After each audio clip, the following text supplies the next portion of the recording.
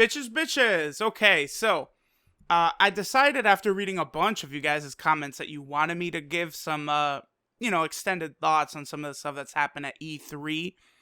I felt like I'd go ahead and oblige for you guys. I wasn't going to do this because a lot of the stuff there I don't really have too much to say about. And also, some of the things I was really, I wanted to get some info on weren't really shown at E3. Things such as the Resident Evil 2 remake, the Final Fantasy 7 remake, Kingdom Hearts 3. Those three games didn't really have any presence at all, no info, no release date. But some of the other things that I'll get into, I guess I'll just say there are those three games. I had a top 5 things I was looking for.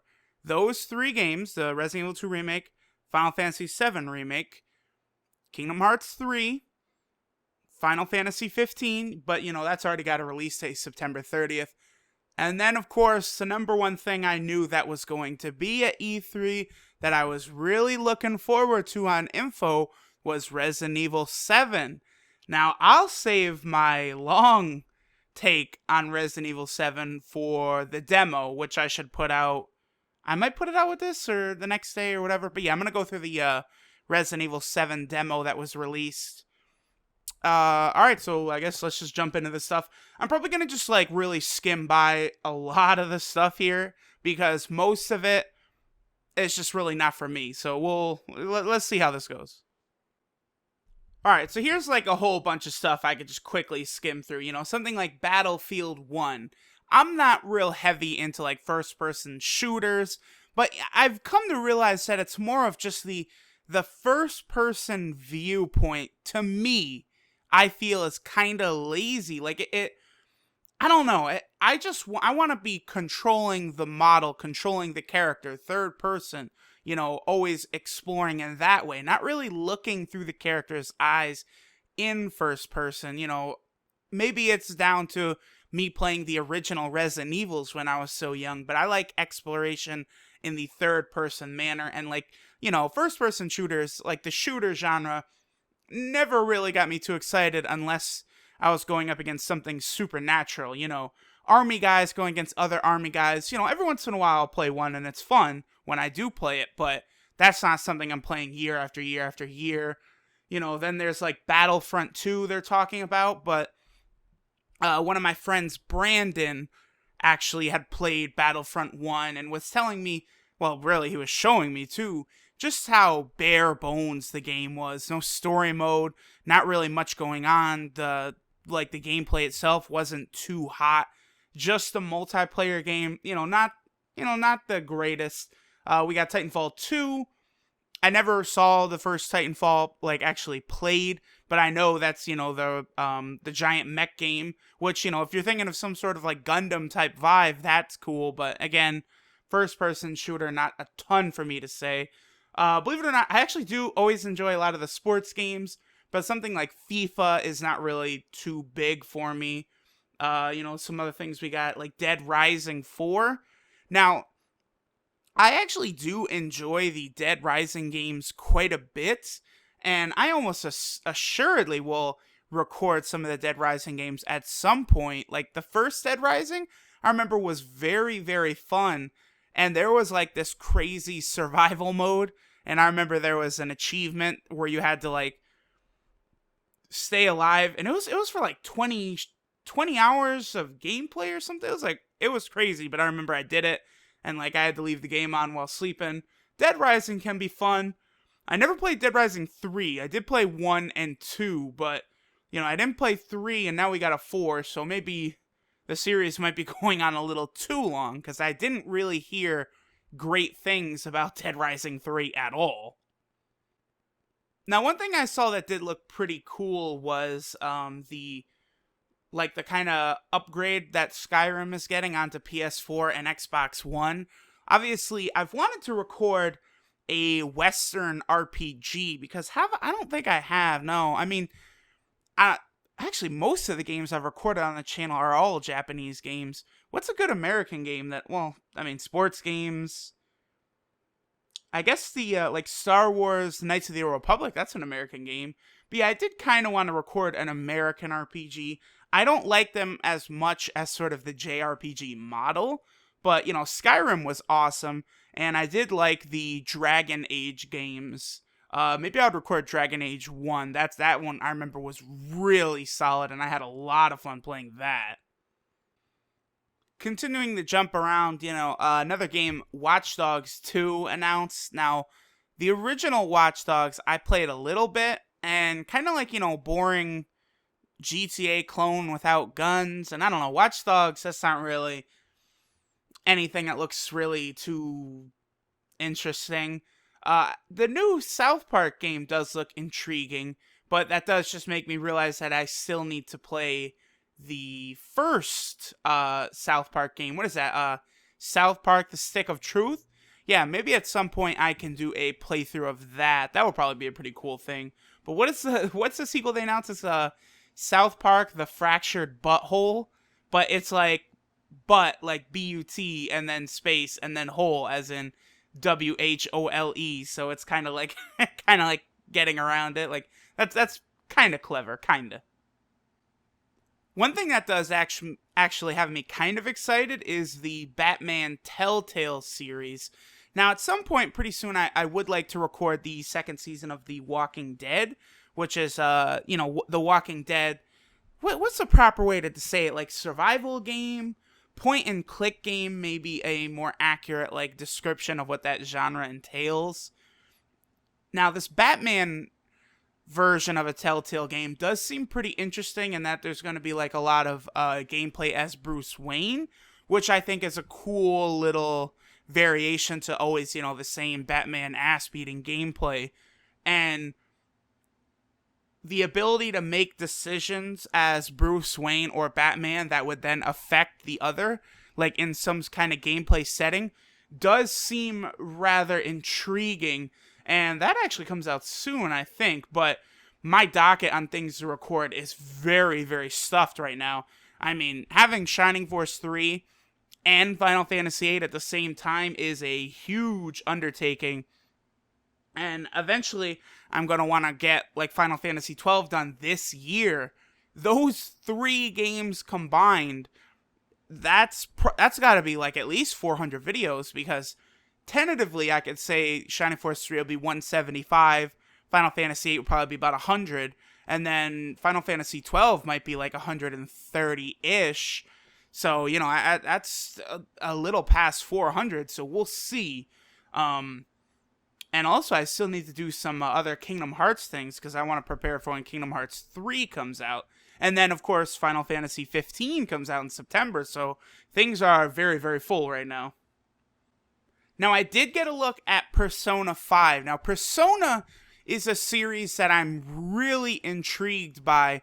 A lot of the Shin Megami Tensei, like, whole side of the JRPG genre, I've never really gotten too deep into. The only game of those I played was Digital Devil Saga Part 1, and then there was still a Part 2 that led into it. So, like, a lot of those games, Shin Megami Tensei Nocturne, like a lot of different games like that, I definitely want to check out, and I'll definitely record for the channel at some point. But all these RPGs take a damn a lot of time. And the Persona series, I've never actually played any of the Personas, so I need to get on that, because people have always said that, like, Persona 3 and 4 are, like, top 10 all-time RPGs up there with, like, Final Fantasy 7, Final Fantasy Tactics, other assorted things. Like, those games are like on that same pedestal as those games that I love, so I definitely want to check those out.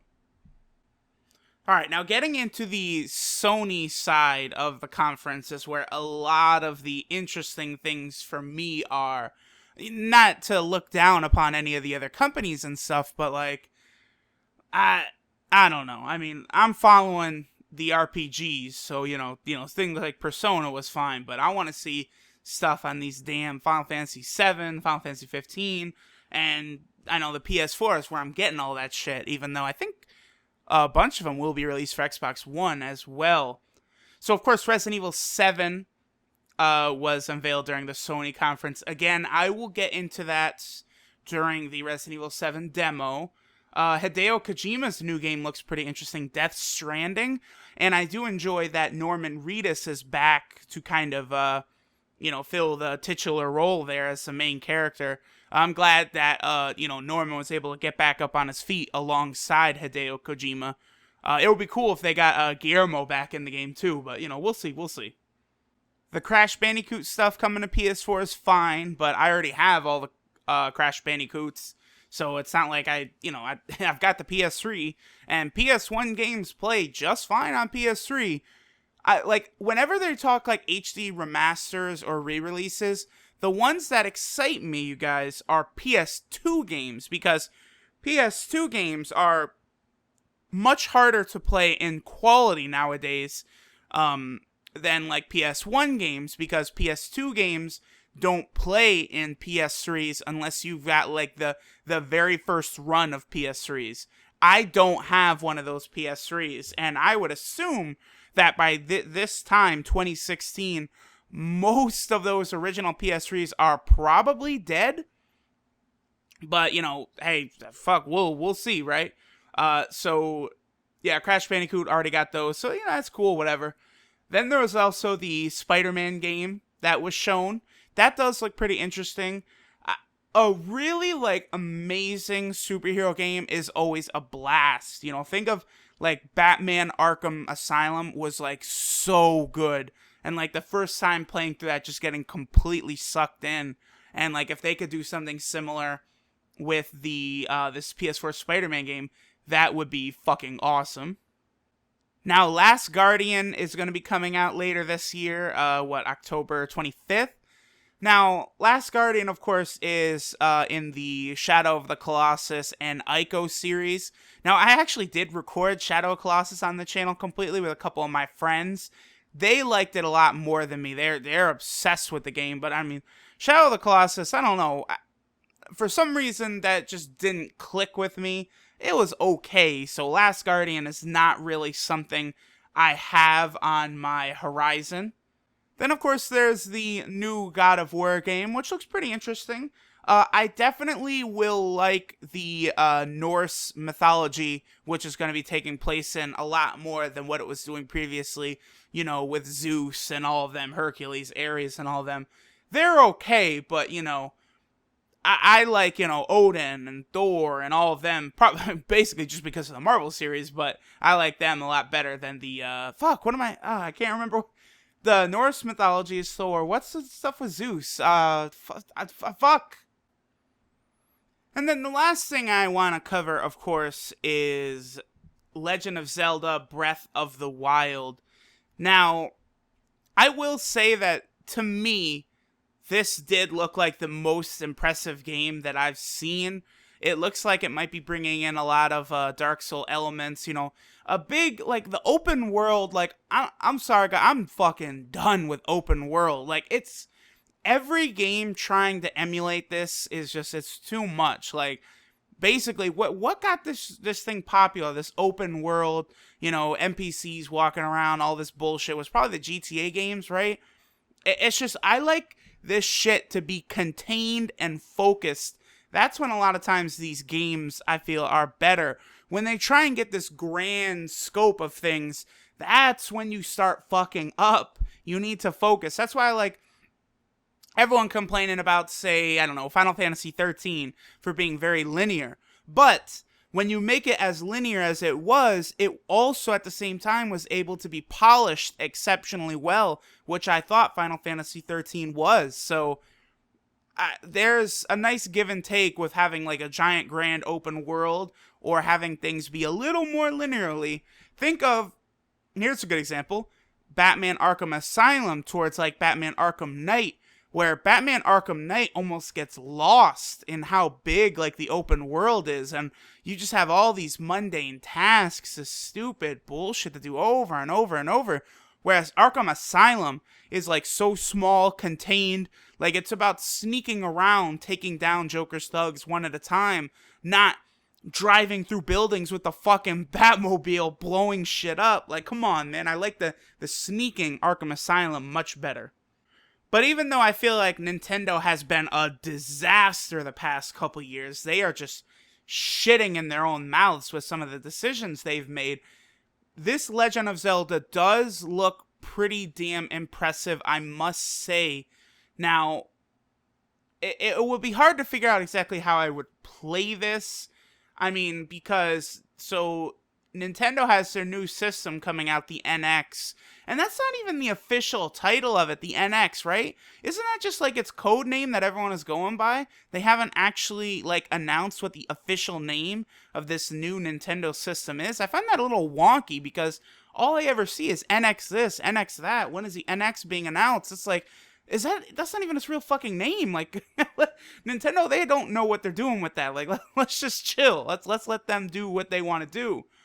And the Wii U obviously is dead. Now, I don't have a Wii U, but I do want to get a Wii U, mainly just for the newest Super Smash Bros., which of course is awesome. And all of the fucking like the new characters it's got. I want to fuck around with Cloud, definitely.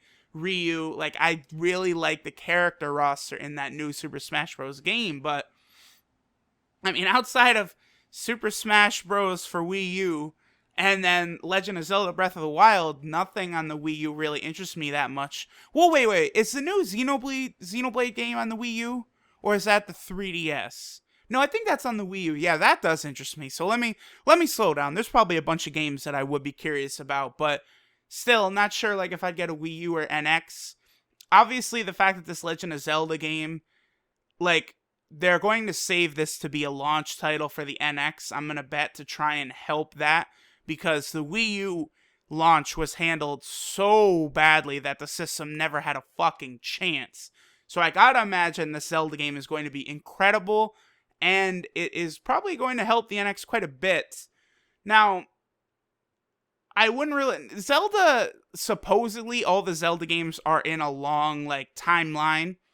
But one cool thing about, like, recording the Zelda game is I don't feel like I'd need to record anything else before recording that.